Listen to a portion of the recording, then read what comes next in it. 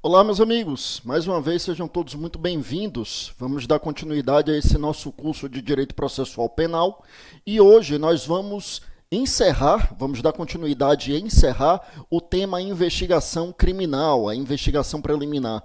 Já falamos de muitas coisas no nosso último encontro, já trouxemos aqui a investigação como uma das fases da persecução criminal, já falamos aqui das questões relacionadas às modalidades de investigação, tendo concluído, inclusive, que a principal, mas não a única, mas indubitavelmente a principal modalidade de investigação seria o inquérito policial, seja porque é aquele que ocorre na larga maioria dos casos, seja porque realmente nós temos aqui o inquérito como única modalidade de investigação que foi analisada detidamente pelo nosso Código de Processo Penal. E aí nós falávamos, ao encerrar o nosso último encontro, sobre a questão dos prazos para a conclusão do inquérito policial, as mais variadas possibilidades quando a gente fala em prazo para a conclusão do inquérito policial. Então, no nosso encontro de hoje, a gente vai dar continuidade, como eu dizia, e a gente vai começar, eu vou colocar aqui na tela, a partir das características do inquérito policial. Vamos falar dessas características do inquérito policial. Vale lembrar que o inquérito policial é a principal, mas não a única modalidade de investigação criminal, e muito do que nós dissermos aqui sobre o inquérito policial valerá para outras tantas modalidades de investigação, como, por exemplo, o inquérito parlamentar ou o PIC, que é o inquérito ministerial, né, o procedimento investigatório criminal lá do Ministério Público. Para começo de conversa, meus amigos, eu quero lembrar aqui que o inquérito policial é um procedimento escrito.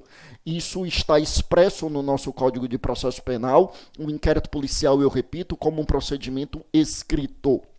Claro que são praticados inúmeros atos verbalmente no inquérito, aliás, diríamos que uma quantidade bastante expressiva, e a depender do inquérito, quase todos os atos são produzidos verbalmente, mas são reduzidos a termos, são reduzidos a escrito. Então, colher ali o depoimento da vítima, o depoimento do investigado, o depoimento das testemunhas, se porventura houver ali depoimentos contraditórios, então colher ali a acariação, fazer a reprodução simulada dos fatos, que é realizada ali por captação de vídeo, né, por captação de imagem, captação de áudio. Então nós temos uma série de diligências que não são realizadas senão verbalmente, mas que são reduzidas a termo porque fundamentalmente o nosso inquérito policial é um procedimento escrito, como nos diz o nosso CPP. Mas para além disso é importante lembrar que o inquérito policial, além de escrito, veja, algumas das características que nós trouxermos aqui são tópicos sobre os quais a gente já falou no último encontro, e aí eu vou falar de uma forma mais célere. Mas, por exemplo, eu quero te lembrar que o inquérito policial, meus amigos, é um procedimento dispensável. Dispensável, como, aliás, toda investigação criminal é dispensável. Conforme nós já mencionamos aqui, o que é indispensável é que nós tenhamos a justa causa para iniciar o processo criminal. Lembra que justa causa é aquele suporte probatório mínimo que irá embasar a acusação. Esse suporte probatório mínimo está caracterizado naquele binômio prova da materialidade e mais indícios de autoria ou participação.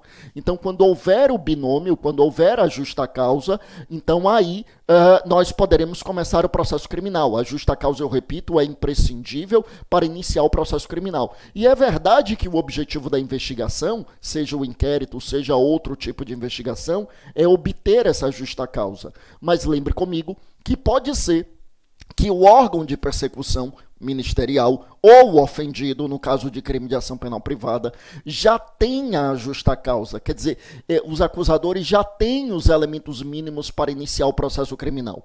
Neste caso, não precisa do inquérito, não precisa de outra modalidade de investigação, já pode partir direto para o processo criminal. Então, a gente diz que o inquérito, assim como outras investigações, elas são dispensáveis, justamente porque se já houver elementos para iniciar o processo criminal, a gente já inicia o processo criminal, independentemente de termos uma investigação. Tá bom?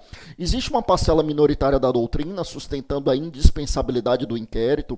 Nesse sentido, por exemplo, o professor Henrique Hoffmann, um grande processualista, mas eu quero que você tome cuidado, como ele próprio salienta também em suas aulas e suas obras, para o fato de que se trata de um entendimento minoritário, né? Na prática, até faz muito sentido essa ideia da indispensabilidade quando a gente vê que a larga maioria dos processos criminais é precedida de inquérito policial, quer dizer, a ausência de inquérito policial antecedendo o processo criminal é a exceção. Todavia, a gente não pode dizer, meus amigos, senão que, para a nossa prova, que o inquérito ele é dispensável, assim como as outras modalidades de investigação, porque, como dizíamos, se o Ministério Público ou o ofendido já possuem elementos para iniciar o processo criminal, não vai haver a necessidade da investigação. Quer dizer, se já tem a justa causa, né, o suporte probatório mínimo para embasar a acusação, não haverá necessidade da investigação criminal.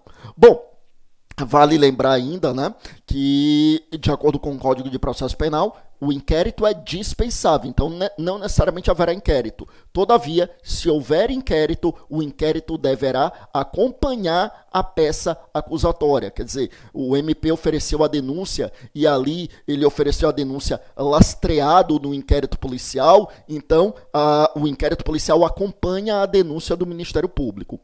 Com a criação da figura do juiz das garantias, que no momento aqui da nossa gravação está suspenso por uma decisão do ministro Luiz Fux, proferida em janeiro de 2020, com a criação do juiz das garantias, lembra comigo que o juiz das garantias seria um juiz que atuaria exclusivamente ali na fase de investigação, adotando aquelas medidas que estão acobertadas pela cláusula de reserva jurisdicional, e com essa ideia do juiz das garantias, o juiz que vai atuar na fase de processo é outro juiz.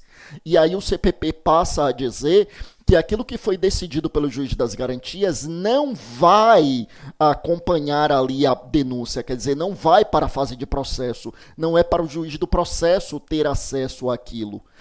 Então, com a figura do juiz das garantias, o inquérito deixa de ir para o processo? Não, o inquérito continua a ir. O que não irão são as peças relacionadas à atuação do juiz de garantias, né? Ou seja, a decretação de uma prisão preventiva, de uma prisão temporária, a interceptação telefônica, a decisão que deliberou pela interceptação telefônica. Então, essas medidas, elas não acompanharão o processo. Mas lembra que mesmo isto que eu estou falando agora, eu estou falando porque, claro, que a gente precisa acompanhar a jurisprudência do Supremo para saber se o plenário do Supremo vai derrubar essa liminar e a gente vai ter a figura do juiz das garantias, ou se o Supremo vai confirmar a liminar e vai reconhecer a inconstitucionalidade da figura do juiz das garantias, tá bom? Volta comigo aqui para a tela. Que mais que a gente tem, meus amigos?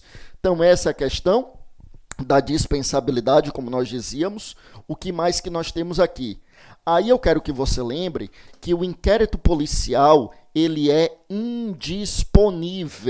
Indisponível, quer dizer, a próxima característica, portanto, é a indisponibilidade, que está prevista no artigo 17 do CPP, quando nos diz que a autoridade policial não poderá mandar arquivar autos do inquérito, tá? Então, o delegado ele não pode mandar arquivar autos do inquérito. Veja, ele instaura o inquérito, ele preside o inquérito, ele conduz as diligências do inquérito, mas ele, delegado, não pode mandar arquivar. Por quê? Porque para ele é indisponível, tá? O que pode acontecer, meus amigos, é o delegado decidir por não instaurar o inquérito.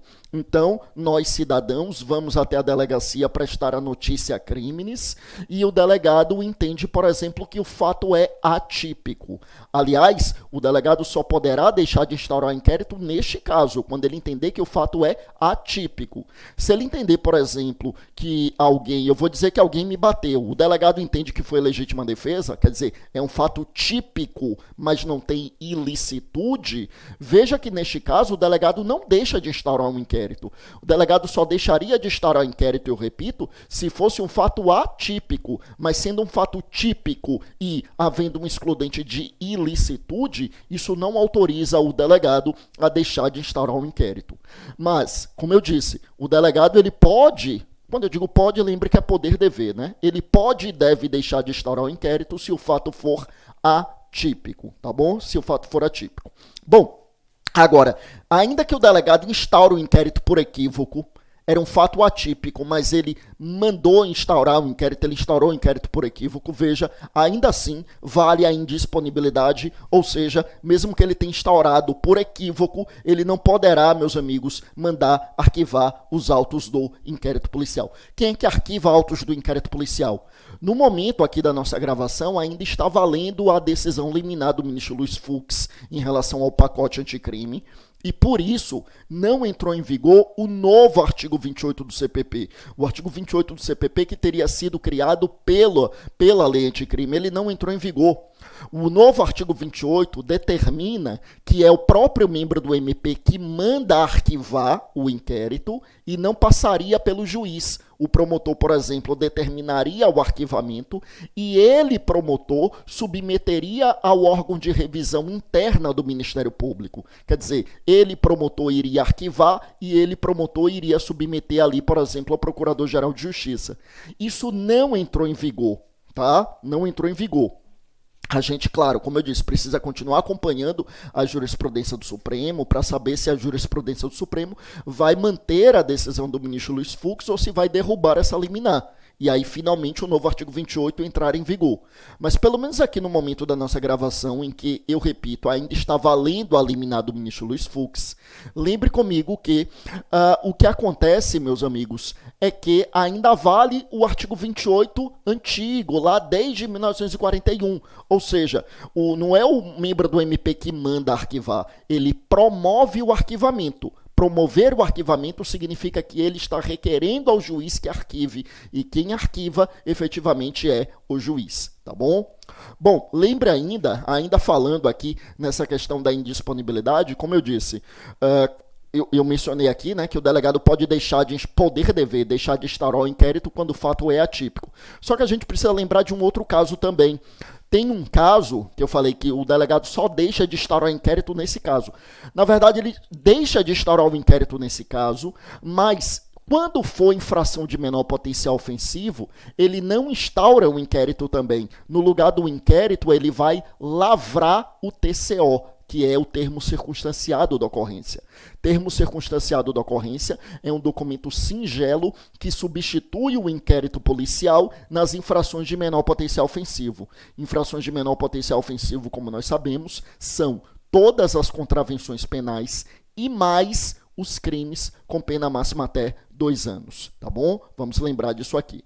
Bom, que mais, meus amigos? Vejam bem, além de dispensável e indisponível, lembre que o inquérito policial ele é discricionário, ele é pautado aqui pela ideia de discricionariedade. O que é que significa isso?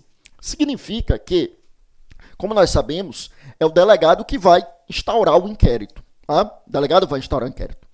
E o delegado instaura o inquérito, ele conduz o inquérito, ele preside o inquérito, ele tem ampla margem de liberdade em relação ao que fazer no inquérito. Veja, ampla margem de liberdade, claro, nos limites da lei, como todo ato discricionário. O ato discricionário é assim, né? Ele dá uma margem de liberdade ao agente público, mas essa liberdade, obviamente, tem limites, que são os limites da lei. Né? Quer dizer, diferente do ato vinculado, não está tudo vinculado à lei, não estão todas as dimensões do ato dirigidos e submetidos à lei. Existe uma margem de liberdade, só que a lei traz alguns limites, até porque, se não houvesse limite, não era discricionariedade, era arbitrariedade. Então, por exemplo, o delegado ele tem ampla liberdade para decidir qual prova vai produzir. Mas o delegado, obviamente, não pode produzir prova ilícita. Quer dizer, ele tem uma liberdade para decidir qual é a prova a ser produzida. Mas não é qualquer prova, porque ele não pode ultrapassar os limites estabelecidos pela lei. Tá? Bom, vamos lá. Mas essa discricionariedade significa, meus amigos, sobretudo, como eu dizia, né, essa questão de mencionar aqui que, a rigor, o delegado aqui ele tem ampla liberdade, significa dizer, por exemplo, o seguinte: é o delegado quem deve dizer qual prova ser produzida. Então, é o delegado que vai dizer, não, vou ouvir aquela pessoa porque será uma testemunha importante, ou dizer, não vou ouvi-la porque não tem nada a acrescentar. Isso está no âmbito da discricionariedade do delegado de polícia. Além disso, meus amigos, quando a gente fala na discricionariedade do delegado de polícia, eu quero que você perceba que, diferentemente do que acontece com o procedimento judicial, aqui no procedimento administrativo do inquérito policial, não existe uma ordem a ser seguida para a produção das diligências. Quer dizer, quando a gente vai para o procedimento judicial, eu tenho uma ordem a seguir. Lá no procedimento judicial, eu vou falar de procedimento aqui nesse curso, a gente vai chegar lá, mas assim, no procedimento judicial, a gente tem efetivamente, houve o ofendido, depois houve a testemunha rolada pela acusação, houve a testemunha rolada pela defesa, depois, se for o caso, colhe o esclarecimento do perito, se for o caso, a acariação, se for o caso, o reconhecimento de pessoas e coisas, e aí depois faz o interrogatório. Eu estou falando rápido porque a gente vai falar disso quando eu chegar lá na parte de procedimento judicial. O que nos interessa no momento é apenas lembrar que no procedimento judicial existe uma ordem de diligências a ser observada. Aqui não existe. Aqui não existe uma ordem a ser observada. Então, o que é que o delegado faz primeiro? Primeiro ele ouve a testemunha, ele ouve o investigado ou ele ouve o ofendido? Depende do caso concreto. Pode ser que, em determinado caso, o delegado ouça primeiro o investigado. Em outro caso, ele vai ouvir primeiro o ofendido. Em outro, ele vai ouvir primeiro a testemunha. Então, não há uma ordem a ser seguida. Isso está no âmbito da discricionariedade do delegado de polícia. Só que essa discricionariedade, meus amigos, ela tem algumas exceções. Existem alguns casos nos quais o delegado está vinculado, quer dizer, a margem de liberdade dele será bastante reduzida. A primeira hipótese, meus amigos, aqui será aquela hipótese na qual ocorre requisição do Ministério Público ou da autoridade judiciária.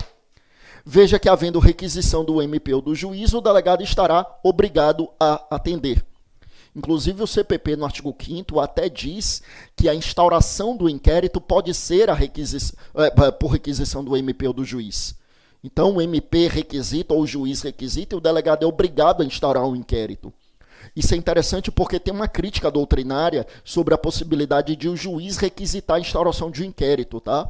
Porque há quem entenda que isso afronta o sistema acusatório, porque o juiz ele sai da sua posição de imparcialidade e começa a fazer o trabalho do acusador. Então há quem entenda que, embora o artigo 5º fale que o inquérito pode ser iniciado por requisição do MP ou do juiz, que a rigor somente seria a requisição do MP. E o juiz, quando identifica a prática de um crime, o que é que ele faria então? Aí, no lugar do artigo 5º, que diz que ele, juiz, pode requisitar a instauração do inquérito, se aplicaria o artigo 40 do mesmo CPP, que diz que sempre que nos autos em que atuar o juiz tiver ciência da prática de um crime, ele remete ali a informação com as cópias necessárias para o Ministério Público. Tá? Então, tem isso. Mas, assim, como esse artigo 5º que fala na possibilidade de o juiz requisitar, como ele não foi declarado inconstitucional, então ainda vale, sobretudo para a prova objetiva, que o juiz poderia requisitar, inclusive, a instauração de inquérito. Mas veja que, quando eu falo aqui que se questiona a constitucionalidade, é só dessa parte de o juiz tomar a iniciativa de requisitar a instauração do inquérito. Tá? Porque as demais diligências no decorrer do inquérito, é claro que o juiz pode requisitar. O juiz pode requisitar do delegado que, por exemplo, faça a interceptação telefônica. Né? Quando, por exemplo, o MP requer a interceptação, o juiz decreta a interceptação e requisita, e o juiz manda ali para o delegado que adote as providências, né? Só a título de exemplo. Então, veja que as requisições do MP ou do juiz excepcionam essa discricionariedade do delegado, porque o delegado é obrigado a atender às requisições do MP e do juiz, tá bom? Chamo sua atenção ainda para o seguinte: e sempre é obrigado a atender às requisições do MP ou do juiz? Em verdade, o que a gente diz é o seguinte: o delegado é obrigado a atender a requisição do MP ou do juiz, não porque existe hierarquia entre eles, não existe. Inclusive, eles estão em esferas diferentes, né? O juiz é poder judiciário, o delegado é poder executivo, e o Ministério Público se entende que não está atrelado a nenhum dos poderes. Então, não há hierarquia entre eles. Todavia, sob o ponto de vista funcional, cabe ao delegado atender às requisições do MP ou do juiz. Tá? Agora, são duas situações nas quais o delegado se desobriga de atender a requisição. Primeiro, impossibilidade fática, Então, o MP requisita ali, delegado, ouça a testemunha. A testemunha não foi encontrada em lugar nenhum. Então, o delegado vai responder, envidamos todos os esforços e não encontramos a testemunha. Então, ele se desobriga de atender a requisição por impossibilidade fática, quer dizer, ele não tem como fazer. E a outra hipótese na qual eu tenho uma situação em que o delegado se desobriga de atender a requisição do MP ou do juiz é a impossibilidade jurídica. Impossibilidade jurídica, leia-se, ilegalidade. Se a requisição do MP ou do juiz é manifestamente ilegal, o delegado não irá cumprir. A título de exemplo, meus amigos, imagine que um promotor de justiça requisita do delegado que faça a interceptação telefônica sem que haja uma autorização judicial. Perceba que, claro, quando eu digo isso, né, quando é ilegal, o delegado não vai cumprir. Claro que eu estou falando de hipótese em que há manifesta ilegalidade. Não estou dizendo que é o delegado fazendo controle da legalidade da atuação do juiz. Eu estou falando de casos de manifesta ilegalidade, como nesse exemplo que eu estou trazendo. Um promotor de justiça requisitando do delegado que faça interceptação telefônica, quando todos nós sabemos que interceptação telefônica é uma das medidas acobertadas pela cláusula de reserva jurisdicional, ou seja, só o juiz pode determinar. Então, nesse caso, o delegado vai cumprir a ordem, vai cumprir a requisição do promotor? Claro que não. Então, por isso que, veja, a regra é a discricionariedade do delegado. Agora, eu repito, voltando aqui para a tela, uma exceção, uma primeira exceção à discricionariedade é quando tem requisição do MP ou do juiz. Aí o delegado não tem margem de discricionariedade, aí o delegado é obrigado a atender. Todavia, o delegado não atenderá se houver, em primeiro lugar, uma impossibilidade fática e, em segundo lugar, uma impossibilidade jurídica, que, como nós sabemos, é a ilegalidade, né? A manifesta ilegalidade da requisição, o delegado não irá cumprir, tá bom? Volte comigo aqui para a tela. E uma segunda exceção, um segundo caso em que não haverá discricionariedade por parte aqui do delegado, é a hipótese, meus amigos, dos crimes que deixam vestígios. Crimes que deixam vestígios são chamados de crimes não transeuntes. Crimes que deixam vestígios são crimes não transeuntes. Crimes que deixam vestígios, eu repito, crimes não transeuntes. Esses crimes que deixam vestígios, né, nestes crimes que deixam vestígio, o delegado ele é obrigado a determinar a realização do exame de corpo de delito. Nesses crimes não transeuntes, eu repito, o delegado é obrigado a determinar a realização do exame de corpo de delito. Quem realiza é o perito, evidentemente, mas é o delegado quem deve determinar a realização do exame de corpo de delito, tá bom? Bom, volte comigo aqui para a tela. Só para lembrar, né, o exame de corpo de delito, a partir do artigo 158 do CPP, quando se trata ali da questão das provas em espécie, lembre que a ausência do exame de corpo de delito pode ser suprida por outras provas. Né, mormente a prova testemunhal. É que o código fala da prova testemunhal, mas poderiam ser outras provas também, desde que não seja exclusivamente a confissão. Lembra que a confissão é sim um meio de prova, mas só a confissão não pode embasar uma sentença condenatória. Se eu só tenho a confissão, não dá para condenar com base nisso. Lembra, por conta da indisponibilidade do direito de liberdade. Então, não dá para embasar um título condenatório exclusivamente na confissão, tá bom? Volte comigo aqui para a tela, olha bem. Então, essa situação aqui, em que a gente fala nessas características de um inquérito que é escrito, é dispensável, é indisponível, é discricionário, e a gente vai seguir aqui para lembrar que nesse inquérito não há contraditório, ele é, portanto, inquisitivo. Inquisitivo no sentido de ausência de contraditório, ou pelo menos ausência de amplo contraditório. Contraditório é um binômio, né? O contraditório é ciência e participação. A cientificação dos fatos e a possibilidade de participar. Quero que você lembre que, como regra, não há contraditório no inquérito. Como regra é assim, não tem contraditório. O sujeito, o investigado, tem o direito de ser acompanhado por um advogado? Sim. Mas se não tiver advogado, eu vou falar daqui a pouco que tem uma exceção, que é uma novidade introduzida pelo pacote anticrime, o artigo 14A.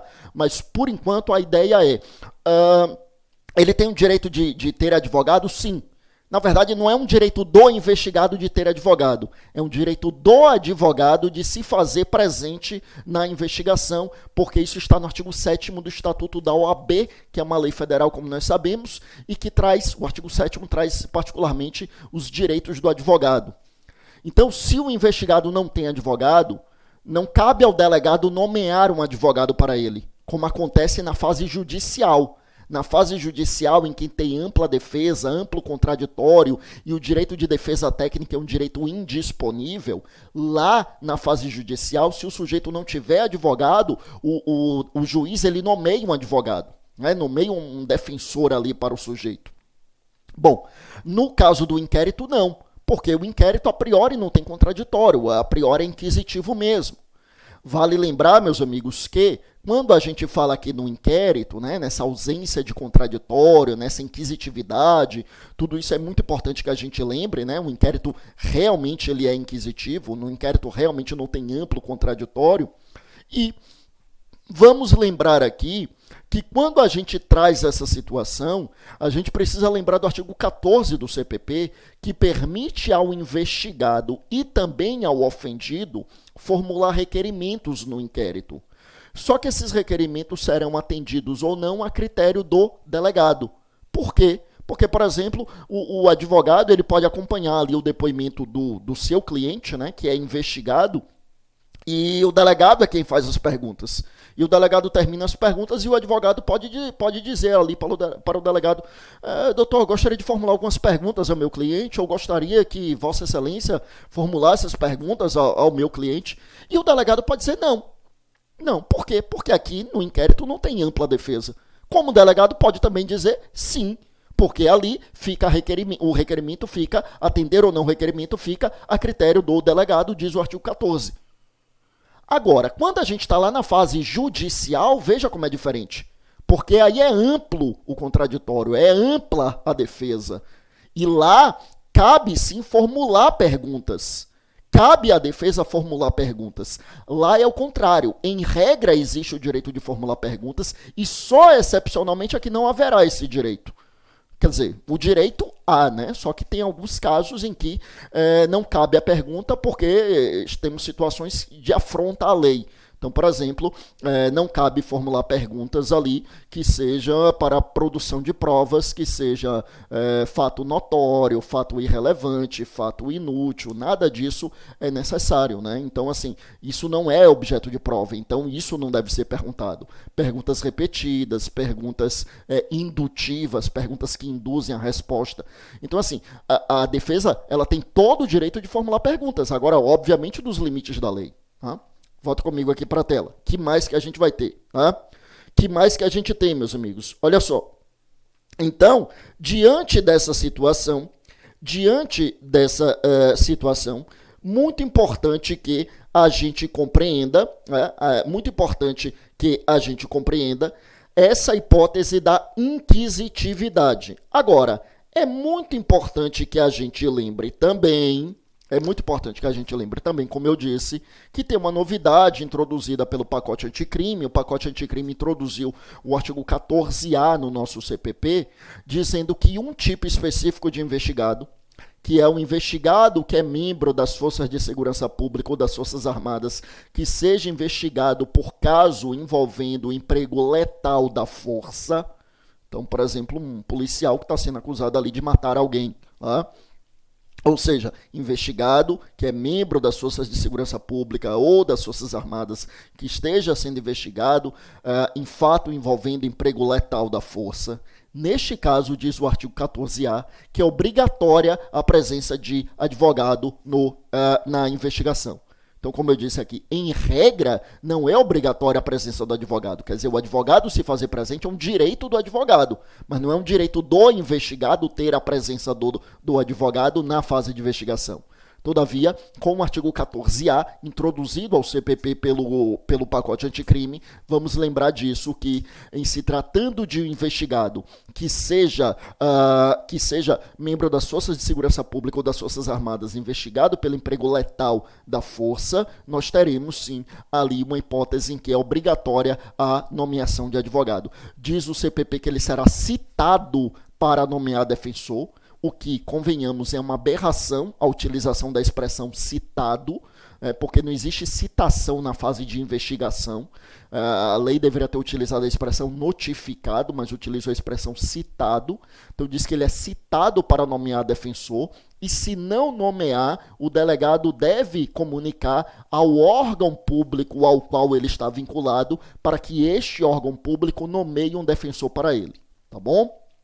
Bom, volta comigo aqui para a tela. Que mais que a gente tem? Olha bem. Uma outra característica é o sigilo.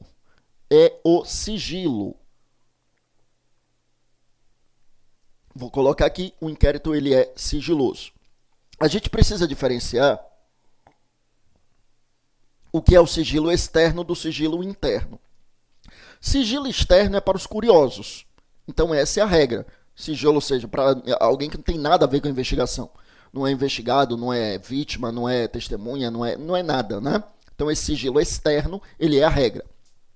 Em relação ao sigilo interno, a gente precisa lembrar o seguinte. Em primeiro lugar, para o MP e o juiz, não tem como ter sigilo. Quer dizer, não tem como ter o delegado conduzindo um inquérito policial que o juiz e o promotor não possam saber. Isso não tem como. Uma investigação secreta, só o delegado sabe, o juiz não tem como saber, o MP não tem como saber. Um sigilo oposto ao juiz e ao MP não pode. Claro que eu não estou falando de qualquer juiz e qualquer MP. Eu estou falando do juiz e do MP que virtualmente seriam os competentes para atuar ali na fase de processo. Ou até mesmo atuar na fase de investigação, obviamente, quando existia a necessidade da intervenção deles. Então, por exemplo, uma comarca pequena, vara única, só tem na comarca um juiz, um promotor. Então, o delegado está ali conduzindo a investigação. Se o delegado precisar da decretação de uma prisão preventiva, prisão temporária, você já sabe que vai cair para aquela vara. Então, será aquele juiz, aquele promotor. Então, eles que são virtualmente competentes para atuar ali. Então, não tem como ter um inquérito que eles não possam acessar. Mas e se o investigado é o próprio juiz ou o promotor? Bom, eles têm foro por prerrogativa de função perante o Tribunal de Justiça. Ou o Tribunal Regional Federal, se fosse na Justiça Federal. Então, a investigação seria autorizada pelo próprio tribunal. É diferente.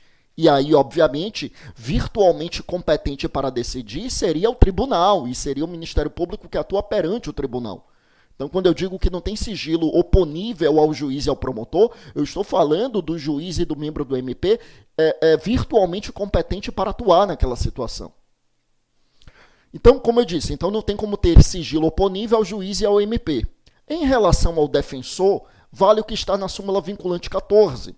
Na súmula vinculante 14, nós temos que é amplo o acesso, o direito de acesso do defensor aos autos da investigação em relação aos elementos de prova que já foram documentados. Significa dizer, elementos de prova que já foram produzidos e documentados, né? Porque se são documentados é porque já foram produzidos. Ou seja, não cabe falar, meus amigos, aqui em uma situação em que a gente fala em sigilo, falando da característica do sigilo, não cabe falar em acesso, em direito de acesso ao investigado, não cabe falar, eu repito, em direito de acesso ao defensor do investigado em relação a elementos de prova que estejam em diligência. Não cabe falar quando eu tenho elementos de prova que estão em diligência, apenas quando eu tenho elementos de prova já produzidos e documentados, tá bom? Então, uma interceptação telefônica que está em andamento vai dar acesso ao defensor? Não. Mas a interceptação telefônica já acabou, já foi deflagrada a operação? Aí, obviamente, sim. Bom, mais uma característica aqui do inquérito, aliás, já vou colocar aqui as 3 últimas características do inquérito, meus amigos. Vou colocar aqui a questão da oficialidade, a autoritariedade e a oficiosidade. Vamos por partes. O que é isso? Oficialidade é para lembrar que o inquérito é conduzido por um órgão oficial do Estado. Esse órgão oficial, como nós sabemos, é a Polícia Judiciária. Quando eu falo inquérito policial, a condução aqui fica a cargo da Polícia Judiciária. A Polícia Federal, que é a Polícia Judiciária da União, e a Polícia Civil nos estados. Então, oficialidade, porque o inquérito é conduzido por um órgão oficial do Estado. Quando eu falo em autoritariedade, é para lembrar que o inquérito é presidido por uma autoridade pública. Essa autoridade pública, como nós já sabemos, é o delegado de polícia. Veja que oficialidade e autoritariedade é a dupla face da mesma moeda.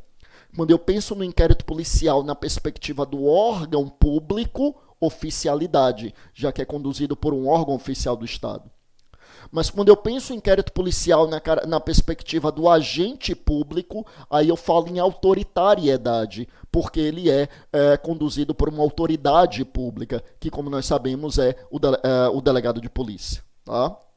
Bom, aqui nós temos ainda a possibilidade de falarmos em oficiosidade, mas eu vou colocar aqui um asterisco, né? Oficiosidade significa dizer que cabe ao delegado instaurar o inquérito policial de ofício.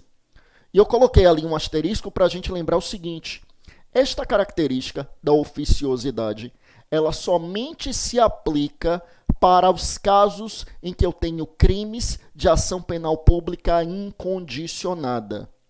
É só quando eu tenho crime de ação penal pública incondicionada que o delegado de polícia tem um poder-dever de instaurar um inquérito de ofício. Diz o nosso CPP ainda no artigo 5º, eu digo ainda porque eu citei o artigo 5º há poucos instantes, mas agora eu estou citando o artigo 5º, parágrafo 4º e 5º, diz o parágrafo 4º que, se eu tenho um crime de ação penal pública condicionada à representação do ofendido, o inquérito não pode ser instaurado sem essa representação. Então, eu repito, se eu tenho um crime de ação penal pública condicionada à representação do ofendido, não pode instaurar o inquérito sem a referida representação. E, por outro lado, se eu tiver um crime de ação penal de iniciativa privada, eu não tenho como instaurar o inquérito sem que haja o requerimento do ofendido. Então, veja, se é crime de ação penal pública incondicionada, o delegado poderá, é poder-dever, ele pode e deve instaurar inquérito de ofício, ou seja, sem provocação de ninguém. Mas quando eu tenho um crime de ação penal pública condicionada à representação do ofendido, o delegado só pode instaurar um inquérito se houver a referida representação do ofendido. E sendo um crime de ação penal de iniciativa privada, o delegado só pode instaurar um inquérito se houver o requerimento do ofendido. Perceba a troca da terminologia. Quando é crime de ação penal pública condicionada à representação, o delegado depende da representação. Quando é crime de ação penal privada, ele depende de um requerimento. Né? Troca de terminologia, mas a rigor, representação e requerimento possuem o mesmo conteúdo material. Quer dizer, representação e requerimento não se diferenciam em relação ao aspecto material, não tem diferenças substanciais. Sob o ponto de vista material, tanto a representação quanto o requerimento são formas de pedidos dirigidos pela vítima ao delegado para que instaure o inquérito. Tá bom? Volte comigo aqui para a tela. Que mais que a gente vai ter aqui em relação a esses temas, meus amigos? Veja, ainda avançando, tendo falado aqui das características do inquérito, deixa-me falar do procedimento de encerramento do inquérito policial. O que é importante lembrar? Que quando o delegado encerra o inquérito, a gente já viu aqui como é que ele instaura o inquérito, a gente já sabe quais são as diligências possíveis, né? Quer dizer, quais os elementos de informação que ele pode e deve colher. Então, ele vai poder ali, na condução da investigação, ouvir o investigado, ouvir a testemunha, ouvir o ofendido. Se houver depoimentos contraditórios, vai fazer a cariação. Se for o caso, colher fazer ali a reconstituição do crime, que tecnicamente é a reprodução simulada dos fatos. Enfim, né, determinar o exame pericial, o exame de corpo de delito, por exemplo, é um dos exemplos de exame pericial. Se é caso de droga, ele determina que o perito faça o exame de constatação da droga, que é outro tipo de exame pericial. Enfim, tem uma série de diligências que são determinadas ali pelo delegado. E, ao final, o delegado irá, então, redigir um relatório, o relatório de conclusão. Nesse relatório, o delegado, então, traz as conclusões daquilo que se apurou no decorrer da investigação. E aí é que está. O que é que o delegado faz com esse relatório que encerra o inquérito policial? Veja, meus amigos, pelo CPP, o delegado deve encaminhar esse relatório ao juiz. Deve encaminhar para a autoridade judicial. Quem atua na área federal sabe que nós temos uma resolução do CJF, CJF é o Conselho da Justiça Federal, e que essa resolução do CJF autoriza os juízes federais a permitirem o trâmite direto entre delegado federal e Ministério Público Federal. Então, quer dizer, na prática, o delegado federal ele conclui o inquérito e ele manda direto para o Ministério Público Federal, manda direto para o Procurador da República. Claro, desde que não tenha ali a necessidade de alguma medida que só o juiz possa adotar. Quer dizer, uma medida acobertada pela cláusula de reserva jurisdicional. E aqui, particularmente, não vai ter, porque aqui a gente está falando exatamente da conclusão do inquérito, né? Quer dizer, se for uma situação em que eu tenha medida, a necessidade de intervenção judicial, vai ser no decorrer do inquérito. Mas aqui no final do inquérito não teremos. Cuidado com isso. Como eu disse, tem essa resolução do CJF que permite o trâmite direto. Então, na prática, o delegado federal conclui e manda para o Ministério Público Federal.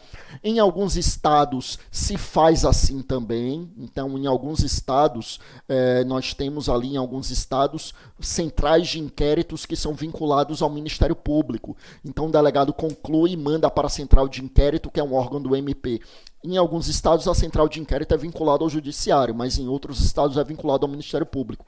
Mas cuidado com isso. A gente teve uma lei estadual no Rio de Janeiro que permitia esse trâmite direto entre delegado e MP.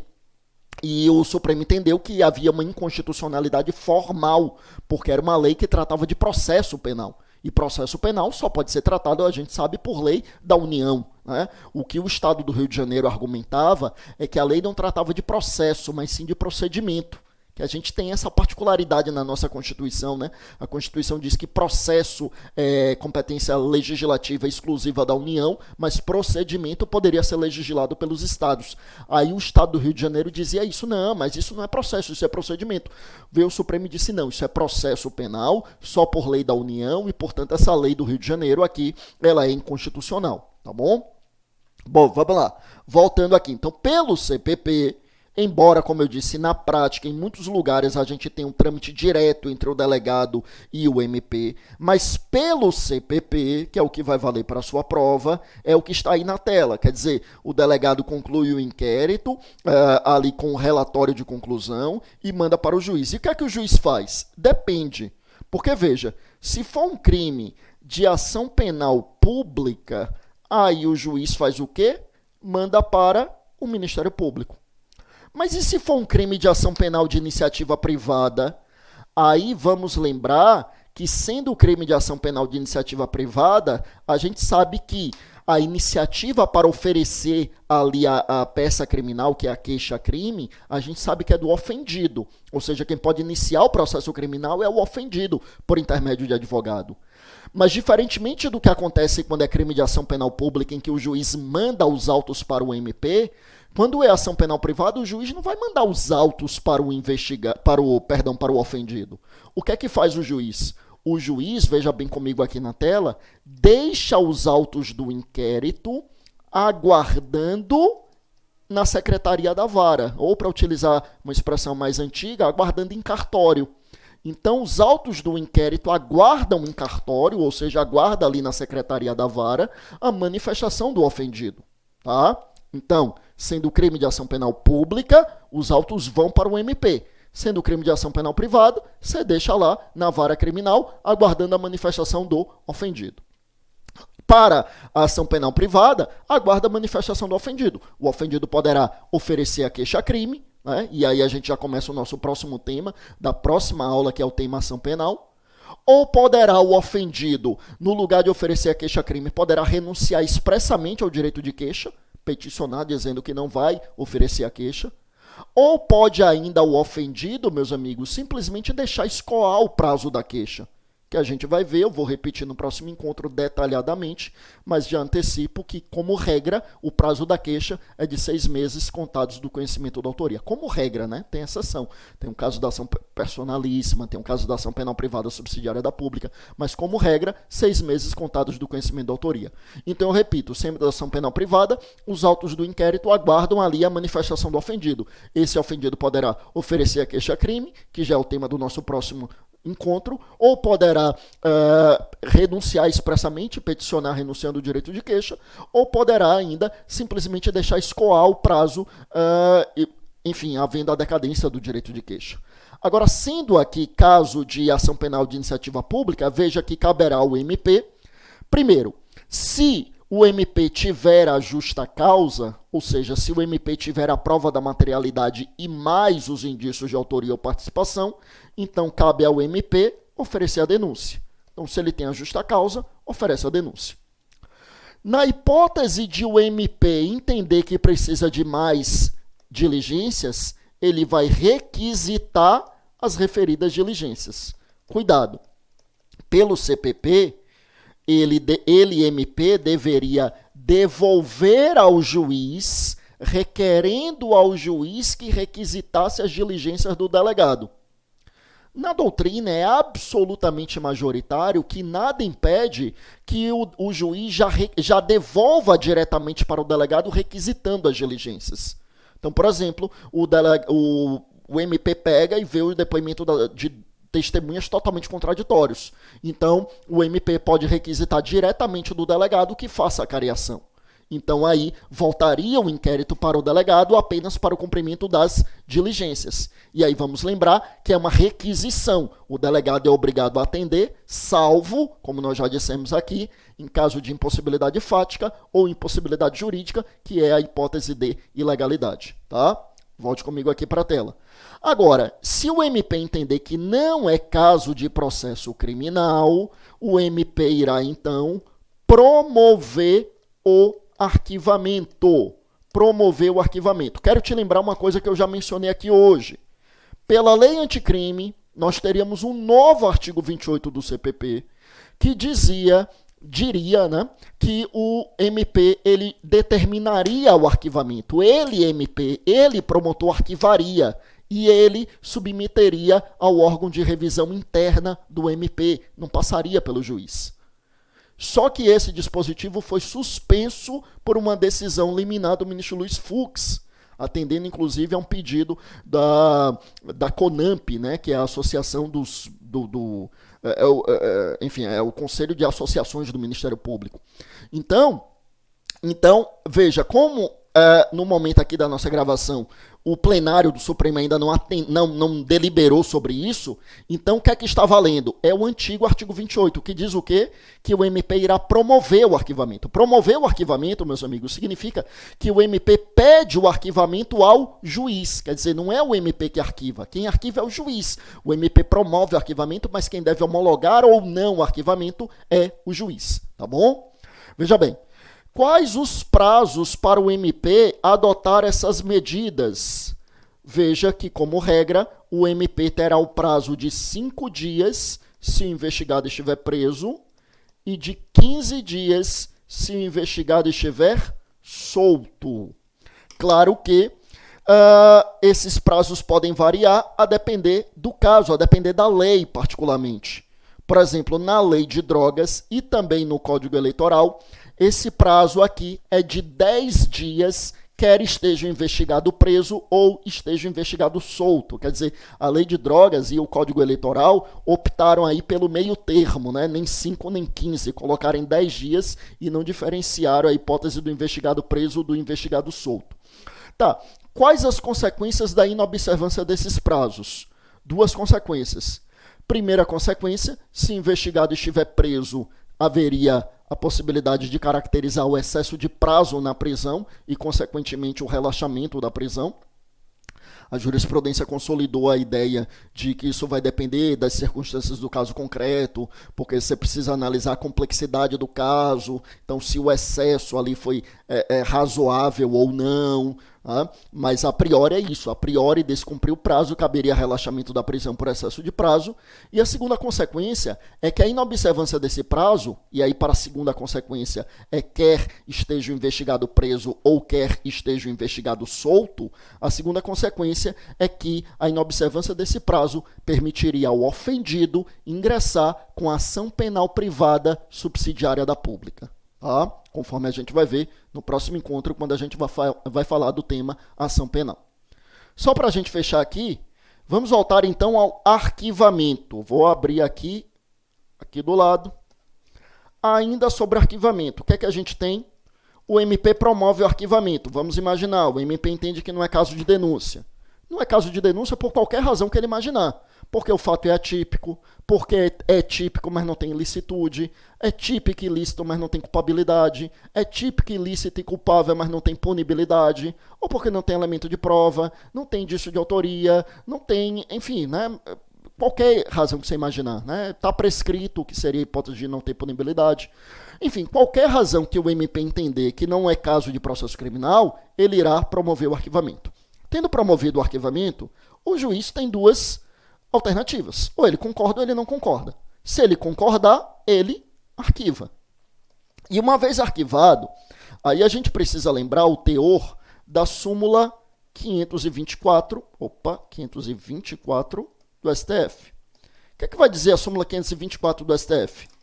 Ela vai dizer que, uma vez arquivado o inquérito policial, por despacho do juiz, a súmula fala em despacho, na verdade é uma decisão, mas a súmula falou em despacho. Então, uma vez arquivado o inquérito policial por despacho do juiz a requerimento do MP, então o MP promoveu o arquivamento, o juiz homologou o arquivamento, diz a súmula 524 que não poderá a ação penal ser iniciada, ou seja, não poderá ser oferecida a denúncia sem novas provas. Ou seja, se o MP aqui promoveu o arquivamento, pode oferecer a denúncia? Pode, desde que surjam novas provas. Meus amigos, desde que surjam novas provas. Ou seja, não pode o MP mudar de ideia. Não pode o MP fazer uma revaloração daquelas mesmas provas. O que poderia ser muito comum, por exemplo, na hipótese de troca de membro do MP. Então o MP promoveu o arquivamento, o juiz arquiva, aí logo em seguida aquele membro do MP é promovido para uma comarca de entrância maior. E aí acabou de tomar posse no concurso ali um novo promotor. O promotor pega aquela decisão de arquivamento e vê, não, discordo do colega, vou oferecer a denúncia. Pode? Não. Só se houver novas provas. Se ele for revalorar a prova já existente, não. Tá? Só se houver novas provas.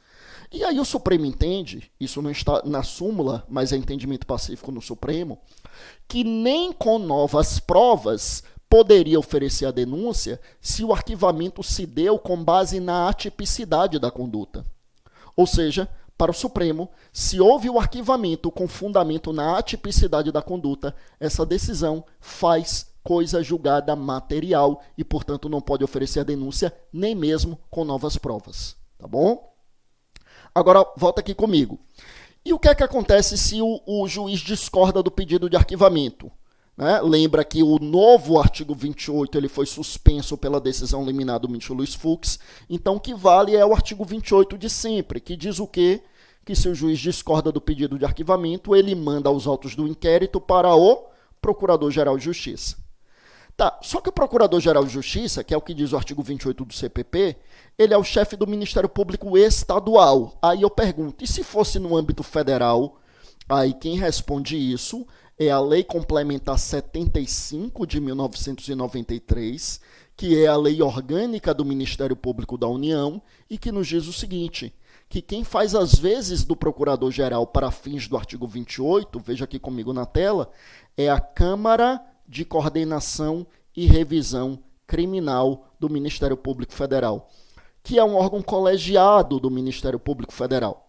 Então, em sendo na área estadual, o promotor pediu arquivamento e o juiz discorda, o juiz manda para o Procurador-Geral de Justiça.